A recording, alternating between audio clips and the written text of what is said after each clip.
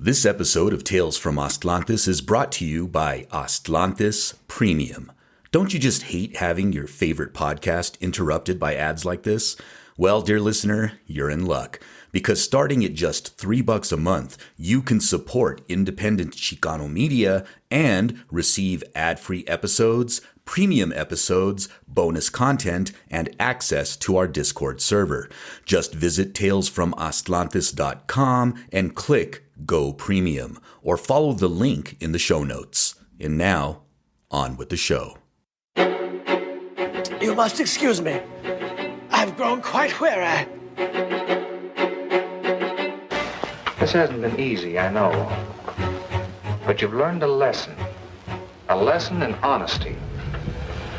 Honesty to yourself and honesty to others. That lesson will stand you in good stead all your life. I think we've all learned a good lesson. I've always heard that honesty is the best policy. Now I'm catching on to why that's so, and why that's so, and why that's so. Greetings, dear listeners, and welcome to yet another episode of Tales from Aztlantes, the podcast where we explore Chicano, Mexicano, and Mesoamerican history and archaeology and combat disinformation about the same. We are your hosts, Kurly Tlapoyawa. And Ruben Arellano Tlacatecat. What is up, man? How are you doing today? I'm doing fantastic. How about yourself? I'm also doing well. Thank you for asking. It's been hot, and I've been working out in the field up in Santa Fe, so it's been a little warm recently, but things are getting better. How are the wildfires doing? They're all under control as far as I know right now. So things are, they're just dealing with the aftermath of a lot of wildfires and then all the flooding that comes with the freaking monsoon season happening immediately after all of these wildfires take place. So it causes a lot of damage, man. It's been doing a lot of damage, especially down near the Sacramento Mountains. So it's been rough for some people. I bet. Well, at least it's good to hear that they're under control and that things are beginning to subside a little bit. So that's good. Yes. And so we are currently in the month of September, and we all know what that means. It's almost Cinco de Mayo. Cinco de Mayo, dude. That's Mexican Independence Day, right? Mexican Independence Day is coming up September 16th. And it made me think a little bit, and it's tied into today's episode, actually. It's nice how that works out sometimes. But a lot of people, Chicanos in particular, are unaware that after 1821, after the War for Independence from Spain, the Mexican Republic didn't actually become a republic until 1824. So you had this period of time between 1821 and 1824 that was pretty tumultuous. And within that frame of time was the first Mexican Empire, which not many people talk about. Yeah, that is something that's kind of unfortunate. But I'm, as an instructor, as a historian, I try to remedy that with my students at least. When we talk about that period of American history and even, Mexican American history and American history, we always bring up the battle for Mexican independence from Spain, because I try to explain to students that the aftermath of that war for independence from Spain snowballs because of all the tumult, as you were just saying, into what later becomes the fight for Texas independence, which leads directly to the War of 1846 and 1848 between the U.S. and Mexico, which ended up giving most of the northern part of Mexico, Spain claimed first, and then Mexico claimed as its territory, almost half of it, which now becomes the Southwest, right? And so these histories are intertwined. For the longest time, historians who tended to be nationalistic to a degree tended to talk about their history of their country separately. But now, those of us that know better, hopefully more people are catching on to this, talk about the history on a more hemispheric sense, on a more broader worldwide sense, and try to make those connections and how we're all basically entangled, despite what Washington said at the beginning of this country's founding. He said, "Avoid entanglements," but Yep. we can't help it. We're humans. I mean, it's within our nature. And we're going to get beings by entangled nature. in stuff. Just like Iturbide, it gets entangled in the first Mexican Empire. Yeah. And for those not in the know, allow me to, get you in on the know. I pulled up this article. It's on Wikipedia, so, whatever, but I read it and it's accurate. Well, so Wikipedia it's not is good as an encyclopedia. That's what I tell my students. Yeah, if you're yeah. using it for reference, it's fine for the most part. But if you're using it as a source to cite in your work, no, I don't think so. Yeah, exactly. That's a good way of looking at it. So from the Wikipedia page on the first Mexican Empire, it says, although Mexico became a republic in 1824, it did so only after the failure of the empire under former military officer Agustin de Iturbide, who ruled as Agustin the First. Agustin the First. Agustin the First. He obviously thought there were going to be more, right? But it didn't work out. Well, for you got to him. have a first. There's always a first. Yeah. The sole monarch of this first empire. Monarchy was the default position for independent Mexico, called for in the political Plan de Iguala, drafted by Iturbide, which united forces fighting for independence from Spain. The last Spanish viceroy signed the Treaty of Cordova in September 1821, and the plan for monarchy in independent Mexico moved forward. Damn. Iturbide's popularity culminated in mass demonstrations on May 18, 1822, in favor of making him emperor of the new nation, in the absence of any European royal agreeing to assume the throne. It's kind of fucked up that after they get independence, they turn to Europe and they're like, hey, does anybody want to be emperor of Mexico? But the part that gets me is like, how do we go from monarchy to empire in one fell swoop? How does that happen? Yeah, that's an excellent question. We should investigate that. I'm sure someone's written on it. I just haven't gotten to that book yet. It's probably on one of my lists to read. So, Agustin de Iturbide, the first emperor of the first Mexican Empire. Later, he was driven out, and then he returns to Mexico at one point where he's taken captive and executed. They told him not to come back, but he's like, hey, They told him. The Mexican people love me. They want their emperor back because yeah, they want me back. Unlike those other guys, I'm actually wearing nice clothes. And it's called the First Mexican Empire to distinguish it from the Second Mexican Empire of Maximilian. Right, which is the second Mexican independence.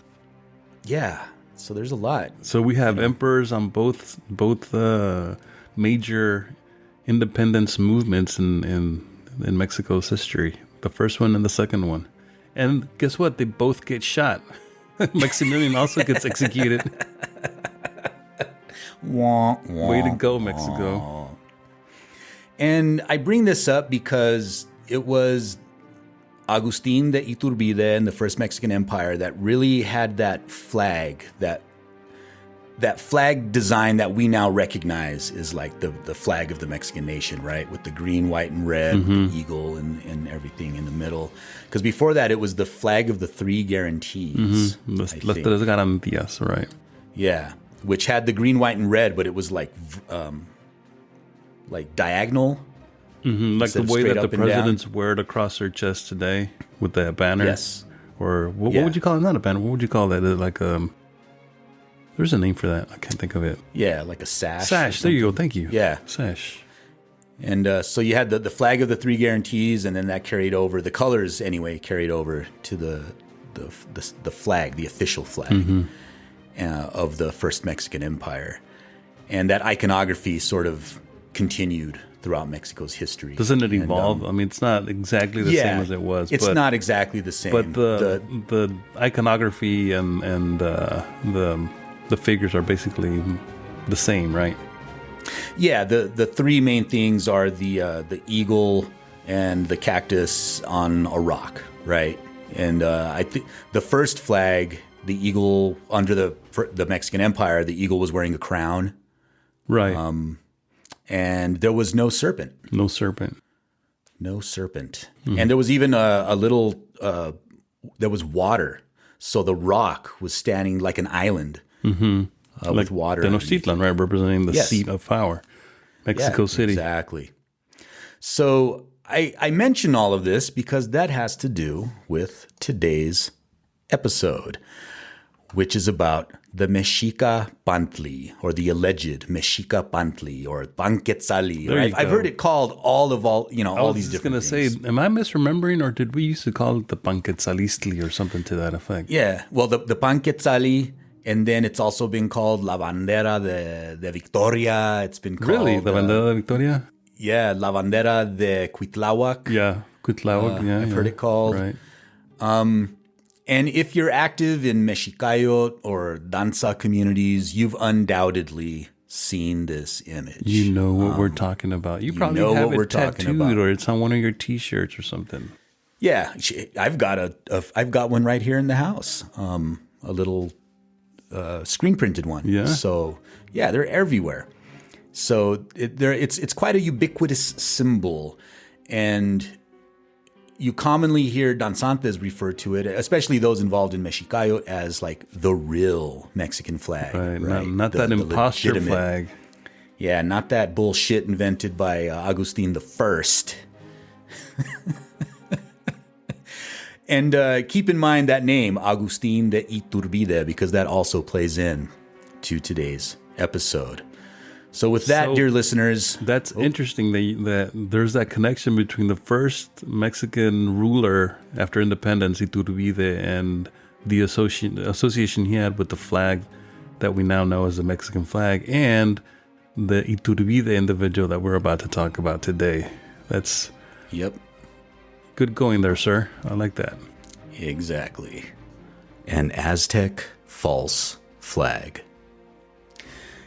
Back in the day when I was a young man living in Mexico City, I purchased a paperback book on the Zócalo that would have a huge influence on me. The book was called Juicio a España, and it was written by Antonio Xoconochtlet Gomora. And while I now know that its contents are largely a hodgepodge of pseudo-historical nationalist rhetoric, its anti-establishment and pro-indigenous stance strongly resonated with me at the time. And in many ways, it helped lead me down the path of legitimate archaeology and ethnohistory. I must have read and reread this book like a dozen times. It fed into my own sense of indigenous pride with its decidedly anti-Spanish narrative. But it was the image I found on page 135 that stuck out to me the most. The top of the page reads, Explicación de la verdadera bandera mexicana, dicha por el excelente historiador mexicanista Dr. Ignacio Romero Vargas Iturbide. Or, in English, Explanation of the true Mexican flag, told by the excellent Mexican historian Dr. Ignacio Romero Vargas Iturbide. You should put that on your business card, by the way. Excellent Mexican historian. Excellent Chicano historian. There you go. And emblazoned underneath the image of what many call the... God damn it. So sorry, I wrote that wrong. And emblazoned underneath is the image of what many refer to as the true Mexica banner, or the banner of Cuitlahuac, or simply the Panketzalli, or precious banner. Now, for those not familiar with this particular image, I will include a link to the banner in the show notes for this episode. You should pull it up because I'm going to be referring to it a lot during this episode. As for the alleged story behind its discovery, it goes something like this. At some unknown point in time, and believe me, I've tried to nail down the goddamn year this was supposed to have happened, but there's no information available. At some unknown point in time, a Mexicanista named Ignacio Romero Vargas Iturbide, Yeah, there's that last name again. Yep. Who was working as the personal secretary to the Pope, made a startling discovery while working in the private collections of the Vatican. While combing through the massive archives, Iturbide came upon a Mexika war banner emblazoned with an image familiar to every Mexican, an eagle standing triumphant atop a nopal cactus, the sun blazing behind it. But instead of holding a serpent in its beak, this eagle held the Atlachinoli, the Mexika symbol for fire and water that was associated with sacred warfare. This banner, Iturbide surmised, stood as the authentic and true flag of the Mexica people, and by extension, the modern Mexican nation. Lacking a camera, Iturbide is said to have drawn the banner from memory and later had it reproduced. This symbol has since become inextricably linked with the Mexicayot movement, and it can be found on t-shirts, paliacates, stickers, murals, and even, as my co-host mentioned earlier, tattoos. Isn't it funny how whenever you need a camera to be around for something important, there's never a camera? Like with the UFOs that people claim to see. Mm-hmm. Like, there's never an actual good camera that can take a solid picture of this flying UFO. And in this case, Mr. Iturbide just happens to be in some archive, and he doesn't, well, I guess maybe back then they weren't thinking about this sort of stuff like we do today in terms of taking pictures. Yeah. So we can forgive him for that. We can forgive him for that one. Well, the claim that he drew it from memory and had it later reproduced is like, it doesn't even come from him. So he never said that himself. No, and we'll hear more about that later in the episode. Got it. So before we delve into the origins of the alleged banner itself, I wanted to talk a little bit about Romero Vargas Iturbide.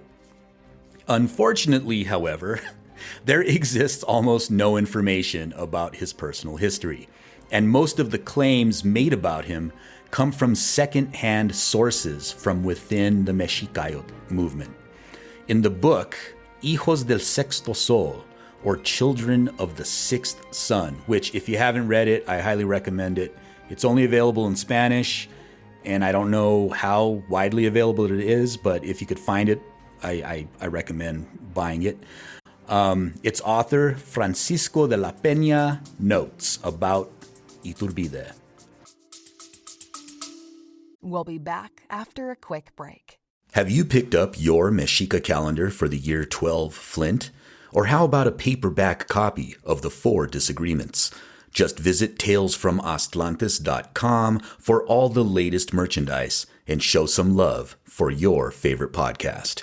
That's talesfromatlantis.com for all the latest merchandise. Now, back to the show.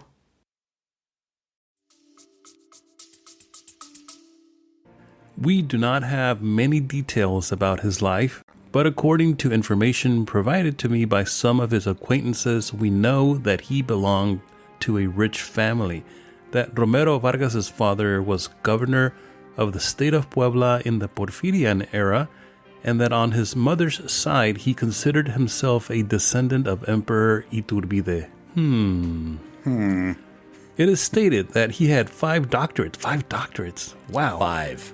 2 from the University of, how do you say that, Leuven? I have no idea. Leuven in law and theology, 2 from the Pontifical University in Rome, and 1 in Mexico from the UNAM. In his books, Romero Vargas appears as a doctor in law, philosophy, social sciences, theology, and history. Professor of history at the Faculty of Higher Studies of the Michoacana University of San Nicolás de Hidalgo, member of the Mexican Society of Geography and Statistics, director of the Anáhuac Culture Research Institute, and president of the Anáhuac Law Academy. These last 2 organizations were founded by none other than Rodolfo Nieva Lopez of the MCRCA fame. However, despite his degrees, Romero Vargas was marginal in the academic environment, and perhaps due to his ideas, his attempts to enter the Institute of Historical Research of the UNAM were unsuccessful. Man, that's too bad. Indeed, Romero Vargas is the most important representative of Mexicayot in the field of historical research. His works are a rewriting of ancient history from an anti-Spanish and anti-European perspective in general, and aim to reveal the quote-unquote authentic history of the indigenous world beyond what he considers the lies and slander invented by the conquerors, the friars, and the chroniclers of the colonial era. So he's probably the guy that's responsible for a lot of the anti-Spanish sentiment, that streak that runs through a lot of Mexicayot. Him and Nieva Lopez, probably, right? Yeah, I'm sure. And I mean, I'm just throwing this out there, but how likely is it that if you had these kind of credentials, that you could not, get into the UNAM of all places? Yeah. Like you can't get into this organization, this historical organization, the Institute of Historical Research of the UNAM, with all these credentials? I mean, yeah, something smells fishy, my friend. Yeah. The stories, obviously, about Romero Vargas certainly strain credulity.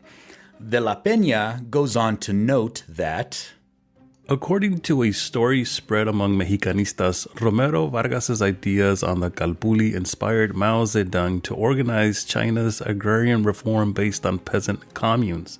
It is said that Chu Enlai wrote a letter to Romero Vargas requesting his permission to translate his thesis on the political organization of the peoples of Anahuac into Chinese, and that he spent 8 months in that country in 1959 at the invitation of both political leaders, whom he had supposedly met in Paris when he was a student. Another surprising story tells that Romero Vargas was a member of the Vatican Library, where he supposedly had access to pre-Hispanic documents and objects jealously hidden by the Vatican, including the pantli, or flag standard, that belonged to Cuitlahuac and that has become the emblem of Mexicayot. According to those close to him, Romero Vargas's solid theological training made him aspire to a cardinalate in the Vatican, but apparently the crisis of conscience, stemming from his discoveries about Mexico's past, led him to abandon all political religious pretensions and dedicate himself fully to the cause of Mexicayot, unlike his predecessor, Iturbide the Emperor, right?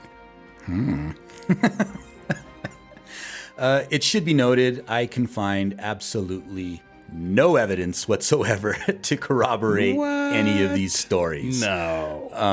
And I looked, man, believe me, I've spent years trying to track down a lot of these claims, like especially the one about Mao Zedong. Yeah.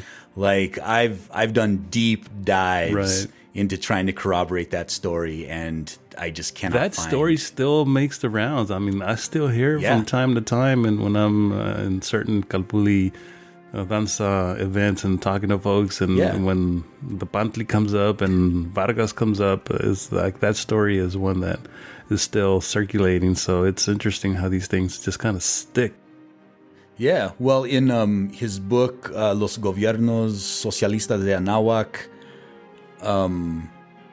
if I remember correctly, there's even a claim that there's a statue of Iturbide. I believe so, China, yes. Right? Yeah. Isn't that one of the claims? I think so. De la Peña's short section on Romero Vargas wraps up by detailing the troubles he encountered later in life. Romero Vargas apparently spent the last years of his life in a precarious situation with serious problems of alcoholism, and it is known that due to problems with his family, he was disinherited. In fact, in his legal defense, he was assisted by none other than his attorney Rodolfo Nieva Lopez from the MCRCA.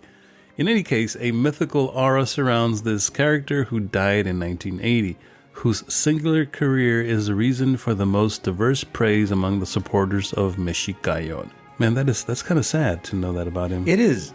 Yeah, that's a drag. And honestly, I mean, apart from what Güemes says about him and what's in this book by De la Peña,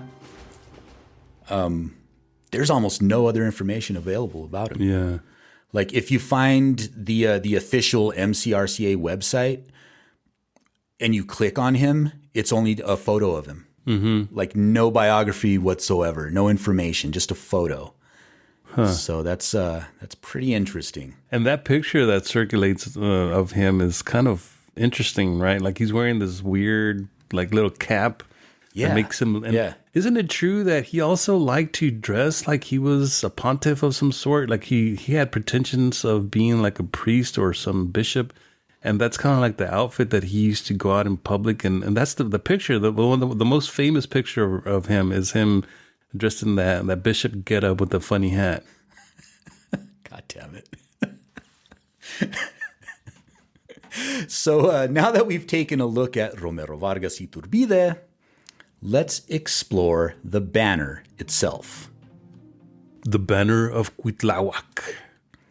Like the information about Romero Vargas's past, details surrounding the alleged banner are equally scarce.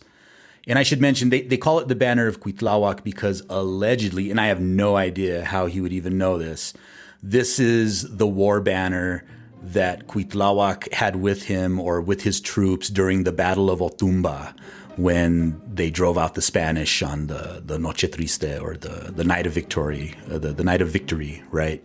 But I've read descriptions of the Battle of Otumba and it doesn't detail anything like that. So I don't know where he got or where anyone got that information from. I mean, if you have a battle where the people who end up on the losing side were victorious, it's kind of like Cinco de Mayo, right?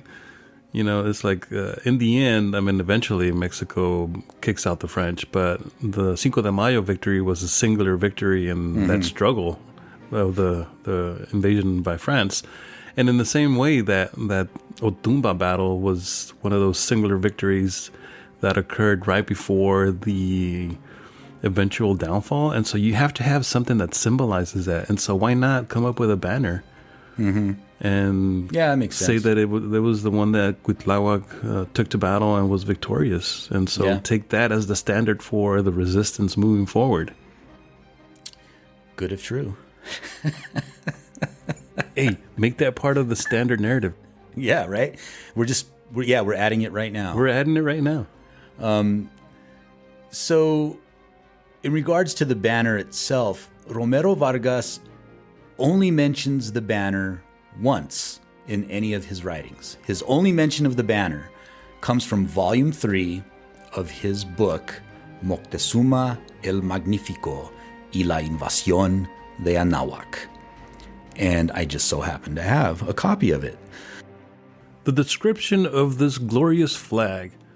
The Shoshone, blue-green or turquoise blue, was a symbol of the absolute sovereignty, of power, of justice, of all the material, physical, and moral elements, the conjunction of the 13 heavens, of the colors of the universe, and of the elements that produce human life, represented by Huitzilopochtli and Tlaloc, lords of the earth.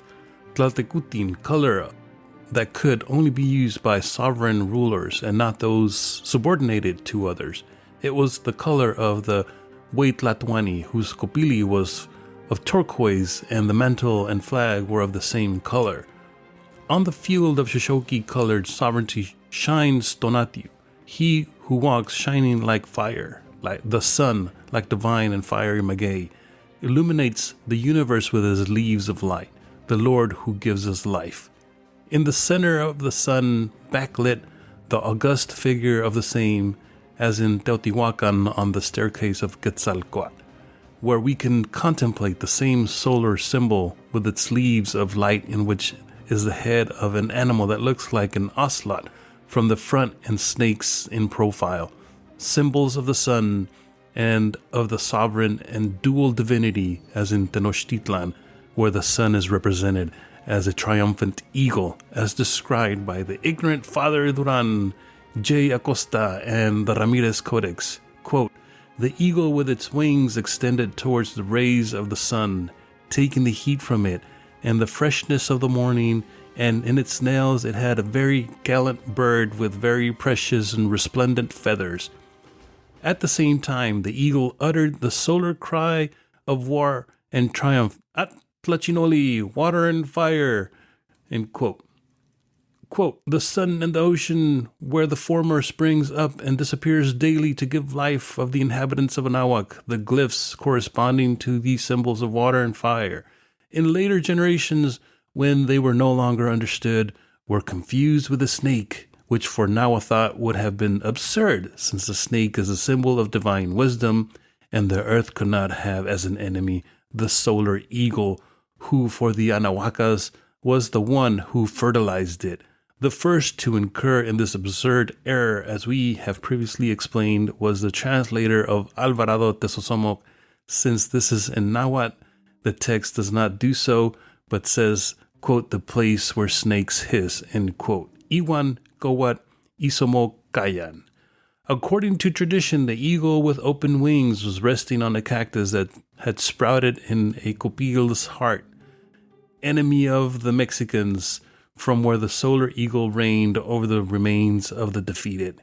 The three rocks symbolize the triple foundation of the Federation of the Valley of Mexico, Tenochtitlan, Texcoco, and Tlacopan, end quote. And there you have it. That is literally all of the information available about this alleged banner. Hell, even the story I kicked this episode off with comes entirely from second-hand sources. Iturbide never bothered to put the details of his alleged discovery into writing. I own all his books, every single one, and the only mention of the banner at all comes from those 2 pages from Volume 3 of his book, Moctezuma el Magnifico. Any other Mexicayot-related publication that references this image simply repeats, often verbatim, the text from that book. So as you can guess, this raises some interesting questions, such as why should anyone believe Iturbide's story on face value, especially considering his involvement with the MCRCA, the Movimiento Confederado Restaurador de la Cultura Nahuac, a group, as we have mentioned multiple times on this podcast, notorious for pushing pseudo-historical myths meant more to instill nationalist pride than to convey historical fact. Why didn't he document his amazing discovery in an academic journal or a book? I mean, he had 5 doctorates. You would think he knew how to get information out to the public. Of course, he didn't have. I mean, even Esparza with the Nepohualtzintzin had, the common sense to at least do 2 books on that one topic. Right? He was like, I'm going to get my fill from this, I'm going to milk this. Yeah. And allegedly, I should also note, I do not believe that he held 5 doctorates, if that's what it sounded like. I mean, who believes that? Nobody with a doctorate believes that. I mean, I'm a doctor, but I ain't that kind of doctor. Did he ever even work at the Vatican in any capacity at all, much less as the personal secretary to the Pope? Because... yeah, that's so weird. Like, what are you... like, who is this guy? He's the personal secretary to the Pope? With 5 doctorates. With 5 doctorates. Also, allegedly, he spoke 8 languages, which is not impossible, but... he's anti-European... he's anti-Spanish, but yet he's allowed to go to the Vatican as the Pope's boy. As the Pope's boy? I mean, that is so weird.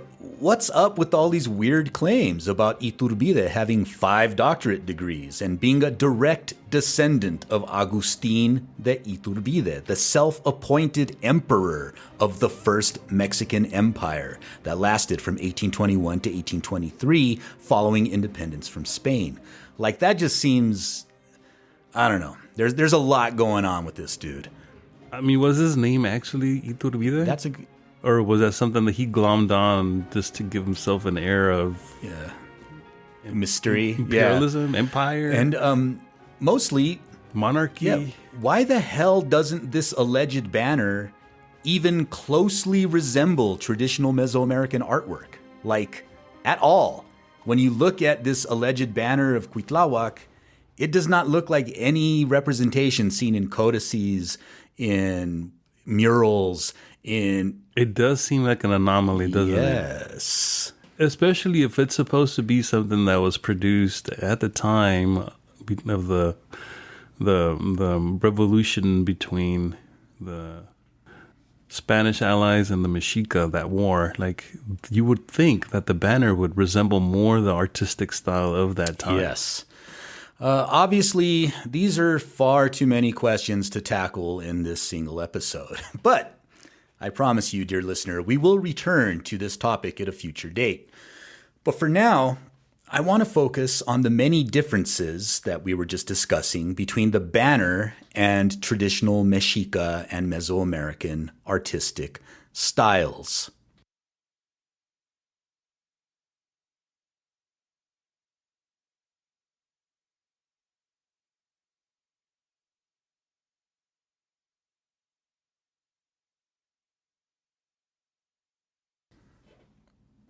The sun.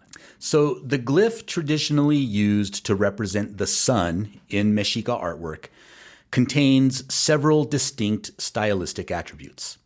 It's made up of numerous concentric circles. The primary rays are cardinally oriented to four directions and are almost always triangular. I'm going to be shape. drawing from an the excellent glyph sometimes presentation appears along made with by the sign Licenciado for Canek movement, Estrada or Peña, Olin, which and is drawing from always my associated own with the personal sun. knowledge of Mesoamerican In comparison, symbolism the sun, and as it appears on the iconography. alleged banner, is interesting to say the least. For starters, it has 11 rays shooting off in all directions without any sort of symmetrical distribution.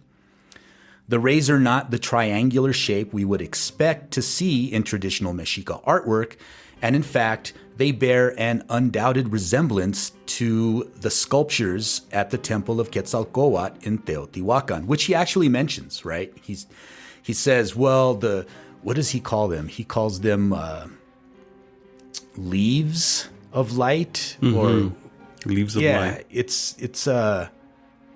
It's interesting that he mentions that, because he was probably like, well, people are going to say that I just ripped it off from it, so I'm going to point it out first.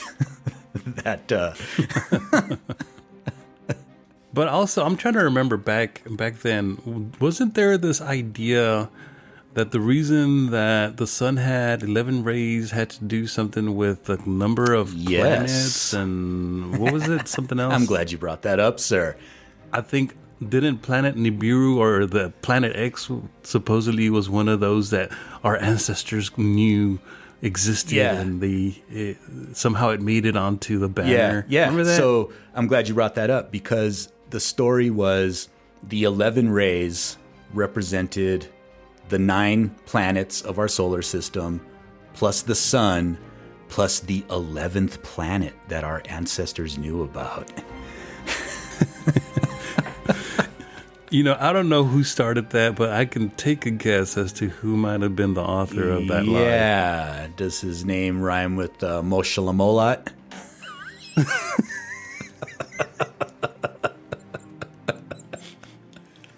It sounds a lot like Chafa Locoa, if you know what I mean. Yeah, I could see that. I think you're correct. I would venture to guess. I would venture to guess as well. Of that particular myth.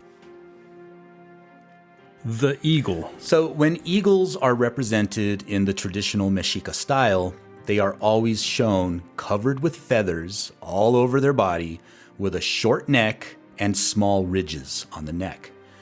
When they are presented in polychrome images, the eagle is usually painted brown. And most importantly, the body is almost always shown in profile. In fact, I personally, in all my research, have never found an image of an eagle not presented in profile. There is a drum, the Malinalco drum, I believe, which has a figure on it which might be an eagle. It's hard to distinguish what it's supposed to be, but it is facing forward, kind of. So that's the only discrepancy I've ever seen in that. And I don't even know if it's supposed to be an eagle. I think you're looking in the wrong place, Kurly. I think you need to be looking at some of the Maya iconography, because isn't there a famous Maya glyph showing, I'm not even sure if it's an actual eagle, but it's some kind of winged bird that is shown facing forward with the wings kind of spread out? There might be, but I mean, this is supposed to be a Mexika design, you know? But I'm thinking, I mean, if you're just mixing and matching here, I mean, who's going to be the wiser? No. But the eagle in the banner of Cuitlahuac, the alleged banner of Cuitlahuac, follows none of those artistic conventions. The eagle is presented facing forward with its wings spread and its head facing to the left.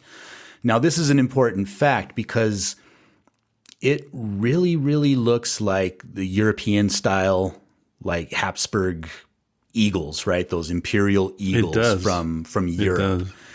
And even more so, if you take the eagle from the alleged, banner of Cuitlahuac and you compare it to the eagle from the flag of the first Mexican Empire, they are posed exactly the same. Like you could get the one and just superimpose it on top of the other. Like was he paying an homage to his so-called Iturbide ancestor? Alleged ancestor? Yeah, who knows what the cause for that was, right?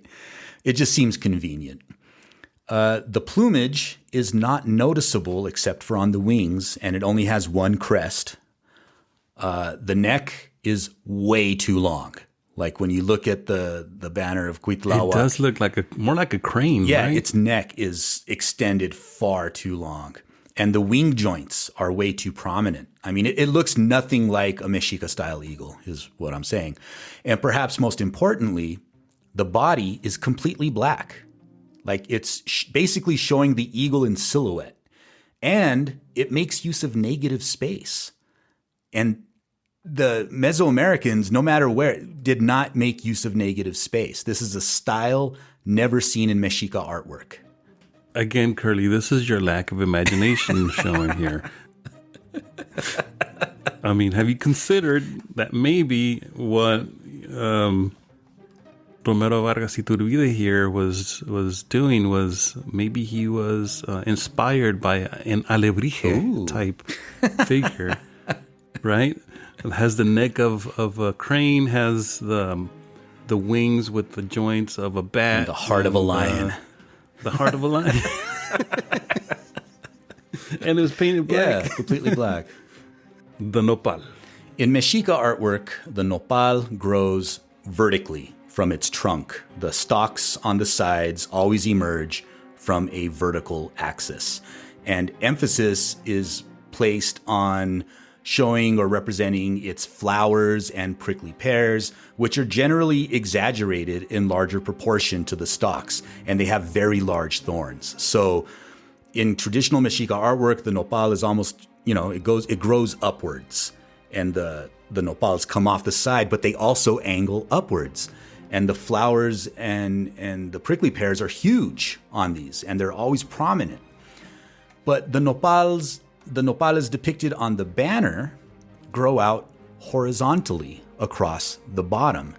They're not distributed from a central axis or trunk, and they do not contain any representations of prickly pears or flowers, which is a little unusual. Yeah, very unusual. The Atlachinoli. In the traditional Mexica style, the symbols of water and fire, or Atlachinoli, appear in the form of two differentiated bands, and each one with elements that relate to it. So the fire band has a fire motif, and the water band has snails and chalchihuites inside of it. And despite being united, they're not like one continuous object. It's obviously two objects representing two different things that are just connected at the center.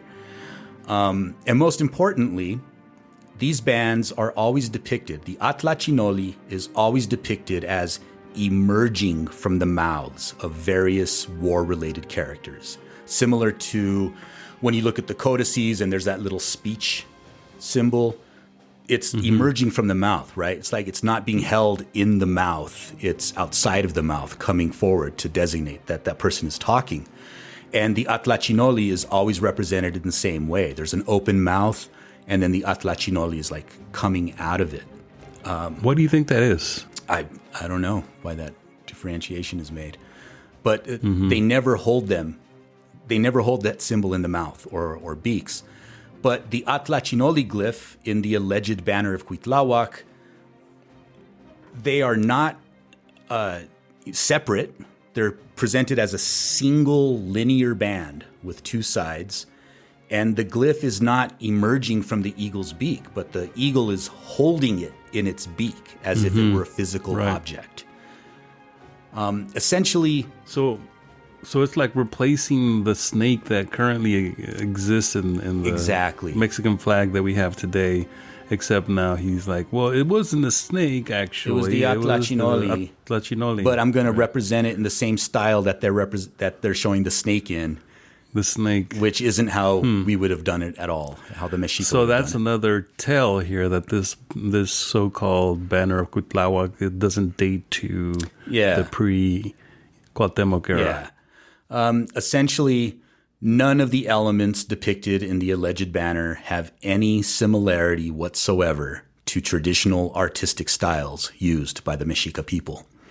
And this being the case, why bother to fabricate a fictitious banner when there already exists multiple authentic representations of eagles with a nopal and Atlachinoli imagery in extant artifacts, codices, murals, carvings? Like, we have actual images of eagles on cactuses with the Atlachinoli emerging from their mouth. Why didn't they just use that? Like, why? Simple. Why invent it? It's simple, Kurly. It's because why we wouldn't be sitting here talking about Dr. Romero Vargas Iturbide all these years later. I mean, he succeeded in extending his legacy beyond what it would have been because, I mean, as you described early on, his attempts at being successful through the usual academic circles were unsuccessful. And so what better way than to, give the finger to the establishment and say, I'm going to go the opposite route. And guess what? People are going to remember me. They're going to remember my work. They're going to remember this banner that I created, even though I'm saying it's not mine. Wink, wink. If you dig deep enough, you'll find that it's me. But actually, going back to that, didn't we at one point suspect that this person by the name of Estrella Newman, who was an artist who was also associated with the MCRCA, which at some point we're going to do an episode on her, didn't we suspect that perhaps she was the person who maybe was that Iturbide tasked with painting it? Yeah, like, can you do this for me? Yeah. Like, maybe he gave her the idea, like a little sketch, and he said, can you make this happen? Make this be a thing. Yeah. I still suspect we're right, because if you look at Estrella Newman's paintings, especially the ones that she did for those in the MCRCA in that style, right, promoting the Mexicayot, that style that she uses is like freaking identical to the way that the alleged banner of Cuitlahuac looks. Like, it stylistically, they're very, very similar, down to the colors that she uses and just the basic iconography that she uses. So I think we're onto something there. Unfortunately, we'll never know, right? Because they've both passed away long ago. And I don't think anybody who actually knows the truth is too eager to come out and let it be known, unfortunately. But we could be wrong. If we got any listeners out there who want to step forward and with the smoking gun of who painted this banner, please feel free to do so. Yeah, that would be awesome. One thing that I found while researching this episode is a petition on change.org. Remember change.org? That's still around? Apparently. So, well, this is an old petition. So this petition was started on November 12th, 2014. That is pretty old at this point. And the petition is called La Restitución del Pantli o Bandera de Cuitlahuac que se encuentra en el Archivo Secreto Vaticano.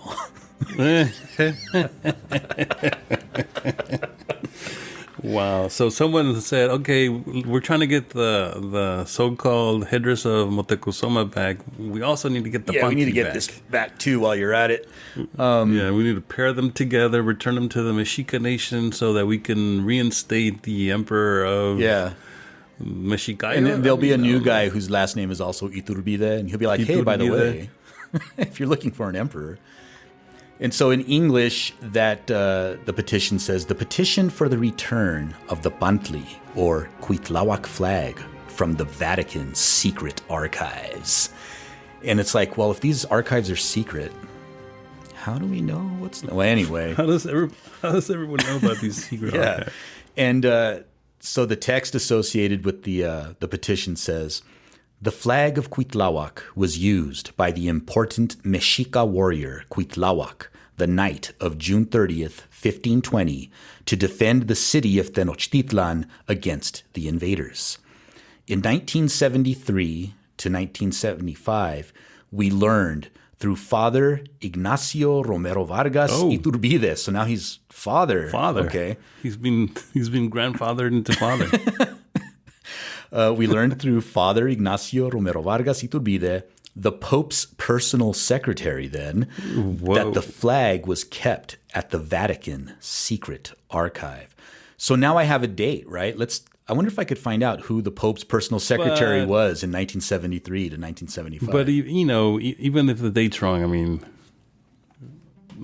how can you trust the dates of anyone who is petitioning on change.org of all places to have a fictitious banner returned? Yeah, but at least And who's supposed to receive this banner? Who are they petitioning on behalf of? Is it the Mexican government? Who? Yeah. Who's supposed to get this banner back? Well, it's written to Su Santidad Papa Francisco, Casa Santa Marta, Cita del Vaticano. So straight to the Pope, baby. Straight to the Pope. It says the symbology of this flag is very important for the Mexica culture. It represents the cosmovision, the philosophy, the harmony with oneself and with life. The life for us is the truth seen and lived by our ancestors, not the one from the history books. We ask the Vatican for the restitution of the original relic to Mexico so it can be recognized and honored as it deserves. So it got 417 signatures, and I don't think the Pope ever responded. But you know why, right? You know why the Pope never saw it? It's because they didn't tap into Esparza's idea of using reason. Yeah, there we go. And telechy, or what was that word? Alchemy, or I don't even know. Entelechy.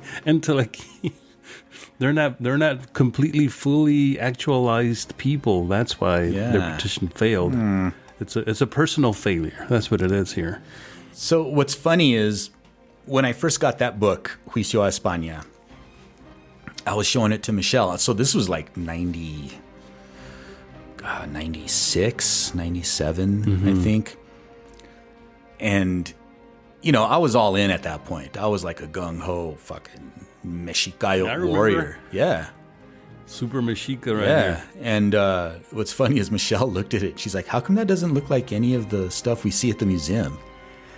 And I was like, that's a good question. Michelle, she's always been very, very astute and piercing through the BS. Yeah. This is not the first time. Yeah. Because I recall several instances from back then where she made me pause and think, okay, yeah. So she pointed that out. And interesting point, Michelle. Yeah. Of course, my cognitive dissonance at the time was like, well, I mean, it's what Romero Vargas said, and it's what all the Mexicayo people said. So it's like the X-Files. You wanted to believe. Yeah. I was because it was part of who I was you Mulder were at the to time. her Scully. That's right. That's right. And I've other people in danza who do not ascribe to this image in particular. My favorite response I've gotten is a mutual friend of ours looked at it and said, "Man, I just think it's fucking ugly." Hey,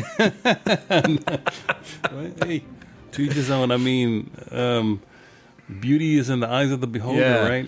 But so going back to the rays around it, I just think it's so funny that when you look at the Temple of Quetzalcoatl at Teotihuacan, it looks exactly like the leaves. It does. It does. Or feathers or whatever they're supposed to be that go around Quetzalcoatl's head. But the difference with the banner is that the leaves aren't necessarily kind of straightforward as those are at the temple. Mm-hmm. These are kind of like wavy. Yeah, right? yeah. Like a little bit wavy. And which is why he calls them like leaves, right? So I think he took the word leaf a little too far with his interpretation here for the banner. Like he was probably envisioning like some leaves in the fall, the blowing in the breeze. And it was like, yeah, that's it. That's what I'm going for. And Estrella Numa was like, all right, I got you, man. I got you. What's funny is so back in the day when I first encountered this flag, I didn't have like a poster of it or a screen printed image of it. I just had what was in what you could see online and what was in the book Juicio a España. So I took it upon myself to draw one.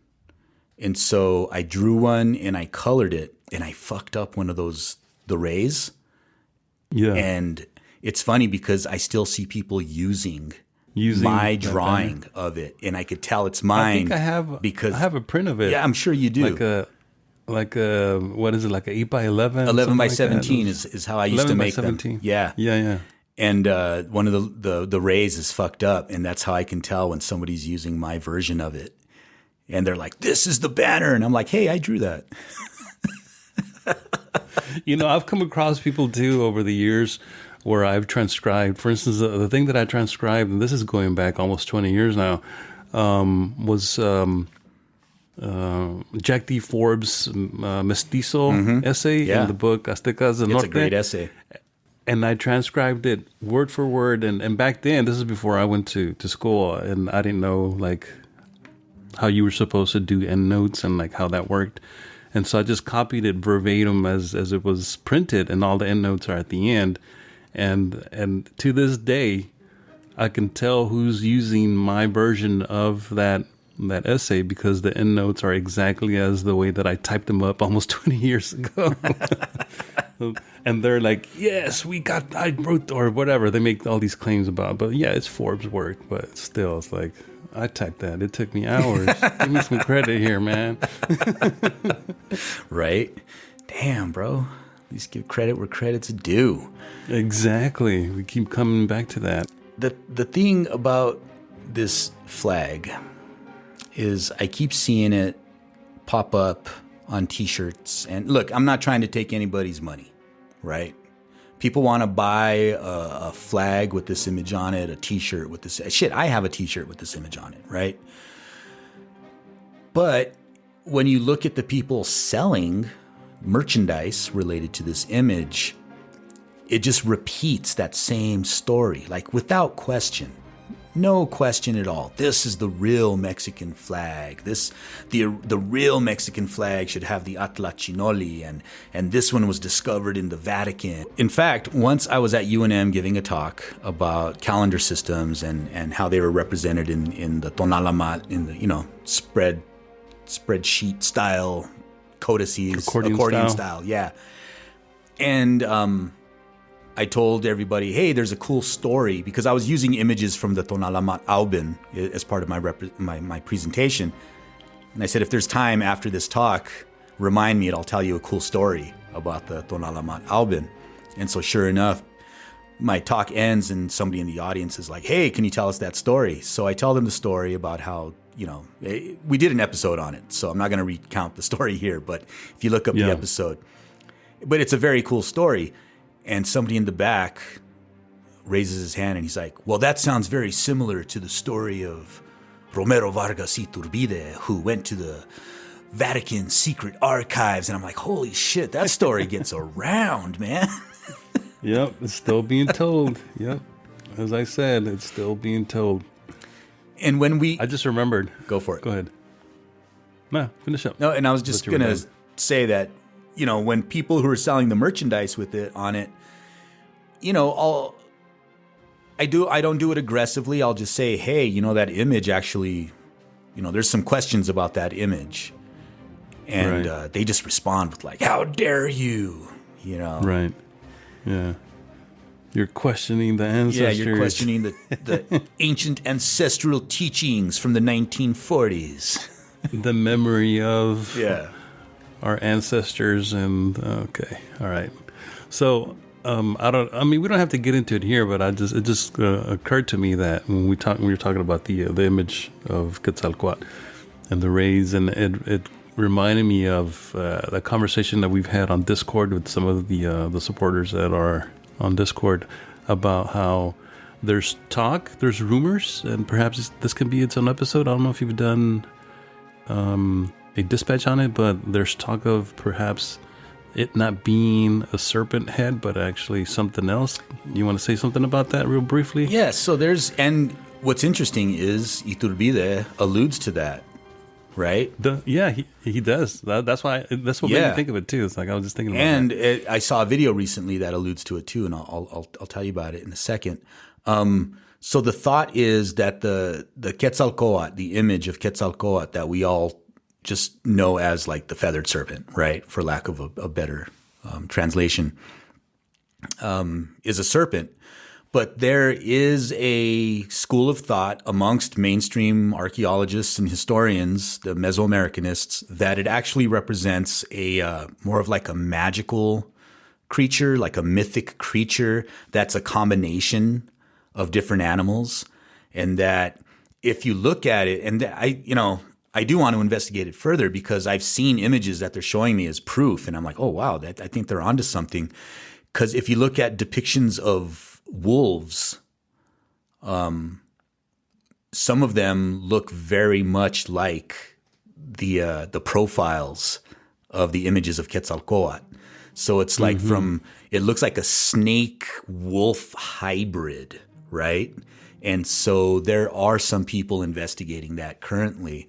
And I thought that was interesting because when I was in Belize, there was a group of people working on preserving jaguars. Mm-hmm. And they did this video presentation that we saw. I didn't see it in person, but I saw the video of the presentation. And they're talking about how jaguars are a big part of the cultural, heritage of the area, and the Maya people have always looked to the jaguars. And they're showing temples with images on it, heads that look like, there it would be Kukulkan, not Quetzalcoatl, but they look like Kukulkan heads, but they have like jaguarish attributes. And the word jaguar. This jaguar preservation group of Maya were like, it's always been part of our culture, the images of the jaguars. Right. I was like, huh. And then we have what, Iturbide wrote, where he talks about, and I'll pull it up. Yeah, right here. As in Teotihuacan, on the staircase of Quetzalcoatl, where we can contemplate the same solar symbol with its leaves of light, in which is the head of an animal that looks like an ocelot from the front and a snake in profile. So that's interesting. I wonder how long that idea's been around. So Iturbide had a few, or Romero Vargas, I should say, instead of Iturbide, had a few moments of where he was catching on to some stuff, but he just couldn't. He was so trapped in his Mexika or Mexicanista mindset that he couldn't get around it. So, but it's interesting because this also is very reminiscent. I don't know if you've seen this. There's a documentary from the 80s of this flying dog animal that's kind of elongated like a snake. I've seen that documentary. By the name of, is it Falkor? Falkor, yeah. Falkor, yeah. So there's precedent. Now, people have been talking about this for a while. Oh man, that movie. I think everybody our age was like traumatized by a particular scene from that movie, where the horse in the quicksand. The horse. Yeah. Holy smokes! Yeah. I know, man. Atreyu. Oh, the 80s. Yeah. Never-ending story. It's a never-ending story, man. And it's a never-ending story with these Mexicanistas, Mexicayotes. I'm telling you. Nice callback. Well, you know why? It's because they don't like the truth, my friend. What is it about that truth that they don't like so much? Well, the truth, it's like medicine. It doesn't always taste good, but it is always good for you. Timoitase. Never-ending story. Na, na, na, na, na. God damn it. Mira ya lo que hay aquí. Puedo ver los sueños que hay en ti. Imagina que estaré siempre junto a ti. Nuestra lucha puedo ver y la respuesta a nuestra eterna historia.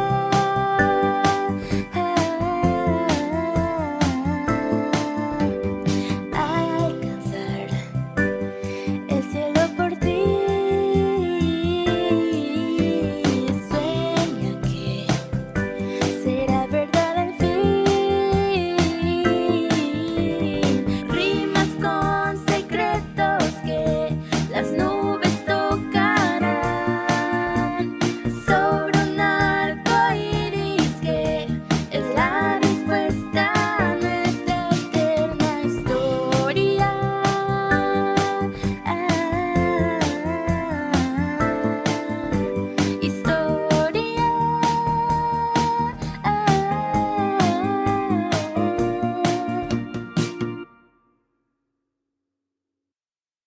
Thank you for listening to Tales from Aztlantes, a project of the Chimali Institute of Mesoamerican Arts.